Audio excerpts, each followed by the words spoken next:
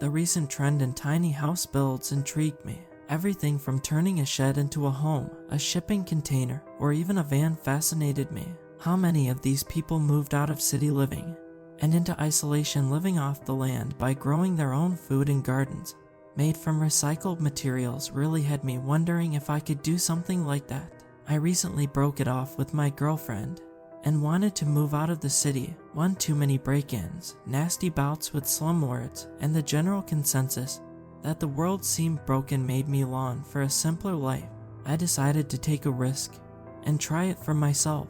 I first inquired about suitable land that allowed for city water and electric hookup.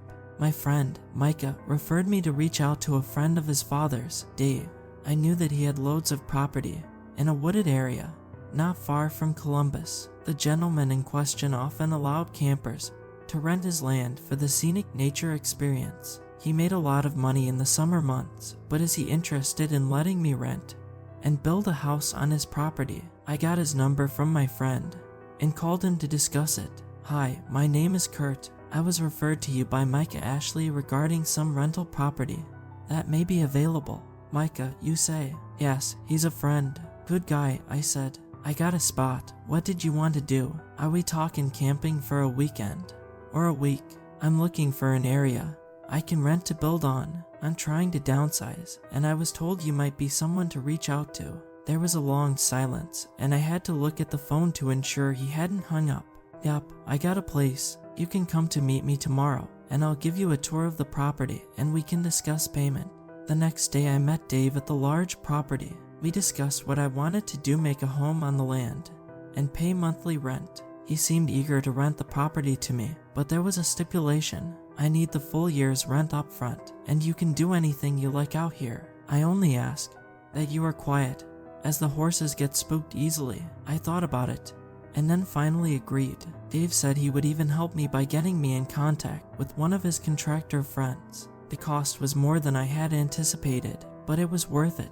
I was going to own my home on nearly 10 acres of land with only one neighbor. I was also given free rein on how I wanted it constructed. So, as promised, my journey began. I found one of those shipping containers on eBay from a guy in Pennsylvania who was selling it for $650. I just had to pay to haul it back. I, once again, was assisted by Dave, who just happened to have a truck to haul it. It was nice to be living so close to a guy that was so kind. I could set up the unit and begin work on the interior immediately. I didn't make it have a ton of extra features. I was mainly going for a couple of windows, a bed, and a space to store my things. The contractor that Dave sent me was good and helped me with the design, but I put everything together. I'm proud of what I came up with. The few things I didn't expect was that I could get running water, but the toilet didn't flush as well as I liked. I had almost decided on a compost toilet. Still, Dave said that of all the things, he did not allow the dumping of any kind on his property, nor did he want me creating a large garden bed, which seemed odd to me because he had been so cool about everything else. So that meant the composting garden was out unless I grew things in boxes on my makeshift patio. So after a few months, I was settled in. It was a nice and quiet place to rest my head. When they said that nature was healing, they didn't lie. I spent most of my time working and sitting on my new deck. It was peaceful and calming. It wasn't long after the first month that I noticed something about my new tiny house. While it was exactly like one of those tiny house storage container homes you would see on those home and garden type television shows, there was just something that began to make me feel uneasy. I woke one morning to the sound of my shower running. When I got out of bed, I could have sworn I saw someone running out my sliding doors that led to my new patio. I never jumped out of bed so fast. I ran to the door and saw nothing where I should have seen someone running away. I called Dave that very morning after the sun came up. I asked him if he had seen anyone on the property. He said he'd check his security cameras, which he did while I was talking to him. Dave said he couldn't see anything unusual, and I was more than welcome to check them myself. He even offered to install one for me. Again, here was the guy that was so nice and polite. Yet, I opted not to take him up on the offer. Instead, I decided to install my own. I got one that required a phone app and had infrared availability. I still need to get it delivered to my new residence. Instead, I had the new camera delivered to my post office box that I set up when I moved in. Once I installed it, I could do nothing. But wait, then I waited some more. Actually, I waited about a week or so, and nothing. Perhaps I was losing my mind. Maybe what I had seen that morning was just me dreaming. That could have explained what I had seen. I was asleep when the second instance occurred. I was sleeping when something woke me. It was my phone. My cell had several notifications from the camera app. I sat up in my bed and clicked on the first notification. All I could see was what looked like two eyes that appeared off the deck of my tiny house. I skipped past it assuming it was a deer. The second notification was that of a shadow, but I couldn't make out what it was. The third notification, I clicked on it and there was nothing there. I clicked on the last one and it was completely black. I was annoyed, but went back to sleep. The next day I had to go into the city for work. We had some big meetings that required me to show up in person. I sat in a large auditorium, taking notes from the CEO about security changes we had to make on our work computers. I was trying to pay attention when my phone rang. I looked down and there was another notification from that camera app.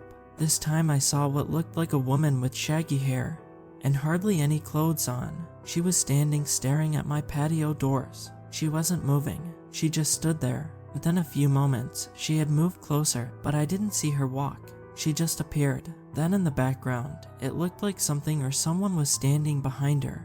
At that point, the camera went black. I can't tell you the feeling I got from watching her. I didn't know if she was flesh and being, a ghost, or something else. I drove home after my meeting in a state of panic. I was concerned with my safety, but also wondered if I was overreacting. It may be a curious camper from one of Dave's other rentals. I pulled onto the property. I saw Dave, and he waved as I drove past him towards the drive next to my newly created tiny house. That is when I saw something strange. One of the planter boxes I had set up on the patio railing for some herbs was now knocked over. I picked it up and cleaned it the best I could. I noticed someone standing behind me and turned to see Dave shaking his head. Looks like we got raccoons. You gotta be careful when you plant things. That is why I said no gardens. I can't tell you the number of times we tried, but the misses, and I never could get anything going. We tried putting fences up around it, but whatever lives out here always got to it. I thanked Dave and watched him return to his house and go inside. I placed the planter box back on the deck railing, hoping it would stay put this time.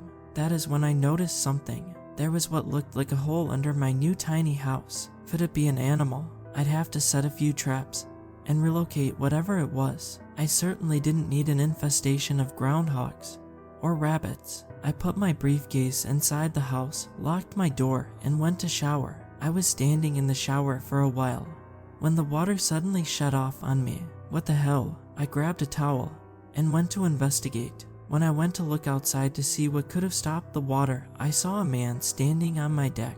Only it wasn't just any man. It was Dave, only he didn't look like himself. He looked disheveled and broken with a furious expression on his face. Hey, Dave, is everything okay? The water shut off. I stood standing there half naked.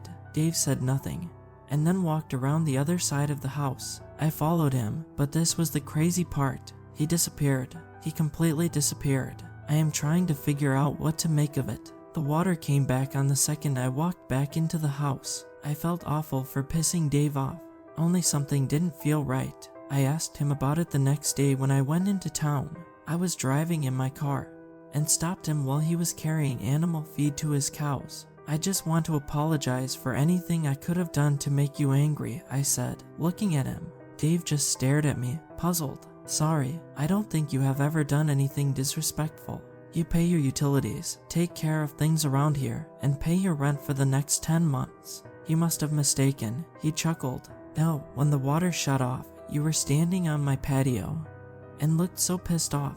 Kurt, I have no idea what you are talking about. Now, it was my turn to be puzzled. I have no idea what I am supposed to think. Could Dave have multiple personalities? Does he black out on a regular? I don't believe that is the case. I don't really know where to go from here. I'm not terrified, but after my conversation with Dave later that night, I was awoken again by the app on my phone. At that very moment, it gave me a live feed of that woman standing outside. Still, only when I looked out onto my patio was nobody there. The next day I noticed that the hole near my patio looked bigger than it was. That was about 3 weeks ago, and so far, no new weird occurrences have happened. I'm not sure what to think. If anything new happens, I'll be sure to write more. I was doing okay these last few weeks, but weird things began to happen again over the previous weekend. I had primarily been busy at work. If anything had been going on, I wouldn't have noticed it. We were working on a new hologram system for a gaming program at our work. I helped develop security for online players. Once it went live, so much of my time was devoted to the new project. I needed a break, so I went to my buddy's birthday extravaganza in Auburn. I would be out of town for the weekend, bonding with old friends. While I was away, I kept getting hits on my camera app. Not too unsettling. Most of the things I got notifications for were deer and birds, and on occasion, I'd see Dave's truck driving by in the distance. Also, not unusual, he had to haul feed to the cows and goats on the other end of the property. On my last night in Auburn, I woke up shortly after midnight. My camera app had over 20 notifications in 2 minutes. I didn't even know something like that was possible, yet here I am. When I clicked on the first notification, it was pitch black. Nothing too alarming, but when I began clicking on the third, fourth, and fifth, a ball of light kept getting closer to the camera in each shot. The last notification I selected was of a blue orb and what looked to be a figure. I couldn't make out who or what it was. I showed my buddy the next day, but didn't tell him about the previous weird occurrences, and he suggested it was ball lightning. I thought about it and decided that he was probably right. It was nothing I could explain. Later that afternoon, when I arrived home to my tiny house, I found nothing around the property that appeared off. I saw Dave coming up the drive, and he waved as he always did as he went to his home. I decided then I had an idea. I ran up to Dave just as he got out of his truck. "Dave, remember when you told me I could look at your security camera footage? Would it be alright if I looked at it from early this morning?" Dave looked at me puzzled, but agreed. We went into his small farmhouse, and his wife, Margaret, offered me coffee. I politely declined, and we went into his office to view the footage. He sat down at his computer, moved some things around, and then opened one of the browsers. He clicked on the most recent footage he had uploaded, and let me sit at his desk to browse through it. "Feel free to take as long as you like. Are you still having issues up there?" "Well, I'm not sure I have any answers, but something popped up on my security footage early this morning. I wanted to compare it to what you have." I didn't detect any dishonesty from Dave. He seemed to genuinely be as concerned as I was. I looked at the footage, but when I looked at the footage from around midnight, I couldn't see anything that my camera had picked up. No ball lightning, no car lights, nobody in my yard flashing lights. It was all extraordinary. I got up, thanked Dave for his kindness again, and retreated home. I hesitated before entering my house. I looked down, and that hole had gotten bigger. I unlocked my door, tossed my bags inside, and then inspected the hole. Dave apologized and said he would put out some groundhog traps that afternoon. It didn't appear deep enough to go anywhere. It was just a 2-foot deep hole. I called Dave immediately for him to come to look. When he got there, he did what one of you suggested. We filled it back in. Dave apologized and said he would put out some groundhog traps that afternoon. He was so matter of fact, I figured he had dealt with this sort of thing before. Once we filled the hole, Dave put in some garden stone boulders. They were not sizable, but heavy enough to keep a groundhog out. I thanked Dave again. I went inside and decided to relax. I closed my blinds, drew my TV screen down from the ceiling, and turned on my mini projector to watch a movie. I was watching some action flick about a maniacal terrorist when suddenly I heard something hit the window behind my head. I pulled the blind up and looked outside. There was nothing there. After a few moments of me looking around, and then I saw it. Suddenly, hundreds of birds began to drop from the sky, hitting my tiny house and landing in the several feet of the yard I had claimed for myself. I got up, pulled up my projection screen, and went outside. I looked around, and then I looked up. Something was above my tiny house. I couldn't see anything except the sky, but something was cloaked as every bird flying over hit that very something and fell into my yard. I looked down and saw that all the boulders were now moved. I am not a believer in alien abduction. I have never seen a so-called UFO.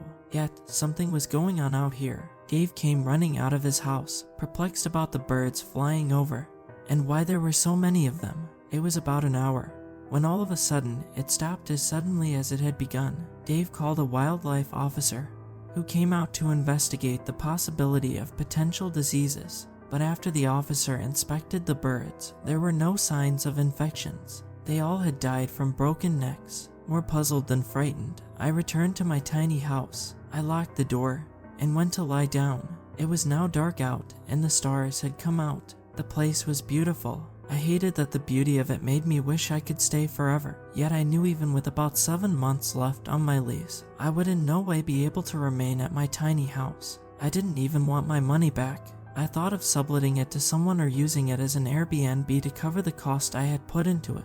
Then the final and last straw broke the camel's back. I had closed my eyes when my camera app went off again. When I looked at it, I could see that same woman from before in the camera. She was at my door. This time when I saw her, all my anger and fear got the better of me. I ran to the door and flung it open. "What the hell do you want?" Sorry about my language, I don't usually curse, but I was angry. The woman was there this time, but there was something about her eyes, something that I couldn't even articulate. They glowed. I can't even explain it, but they friggin' glowed. She looked at me under my porch light and put a finger to her lips. Then she slinked back into the night. I tried to follow her, and that is when I saw her go towards the hole in the ground and crawl in, and as he faded into the hole, all I could see was her eyes.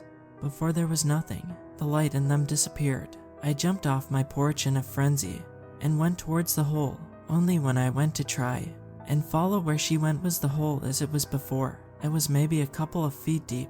Where could she have gone? There was no way she could have fit inside of it. The following day I packed my things and went to my parents. Not something you really cared to do in your mid-30s, but I felt I would lose my mind if I didn't leave. Dave was completely understanding. I told him I would figure out something with the tiny house. I could sell it and possibly get the money I had put into it. Let Dave use it as an Airbnb property. Until I figured out what to do, I would be at my parents' indefinitely. My mother put me in my old room. My father offered his advice, but when I told him about everything, he looked like a man who figured his son had a nervous breakdown. Maybe it was all in my head. I was hoping for that, but there is one thing I cannot explain. Why does my camera app still send me those damn notifications with the woman? She stands under the camera with those eyes and beckons me to come to her. I have been overworked and exhausted, and I was sure there was a reasonable explanation. When I showed my father the videos, he seemed to be more concerned about the young woman's welfare. I couldn't seem to express to him the fear I had every time I looked at her face. It was as if she didn't show herself to others as she did me. Also, how do you explain that force field over my house? Dave's doppelganger. All the weird stuff going on had me very unnerved. I went to a doctor to get sleeping medication. I deactivated the camera app from my phone as well. I feel a bit better these last few days, for the most part, now that I haven't had to worry about it for a few days. Then last night, I got an update from my work email. It was regarding a system breach with the security program. I noticed something strange when I clicked on the information to decipher where the breach had occurred to begin fixing it. The new gaming system had photos that resembled my tiny house. In the video game, players could activate the hologram application to appear in any room in any place or building they chose. Only the holograms would utilize the same space it was in. It would work similarly to Oculus, only goggles were not necessary. Because the hologram worked with the area you activated it in, you select the hologram to appear in your display area, like your bedroom, living room, or office. So if you wanted to watch a killer character act out his rage, or if you wanted to play the characters yourself, you would be in the room with them. They also could react to you. It would be like they were in there with you.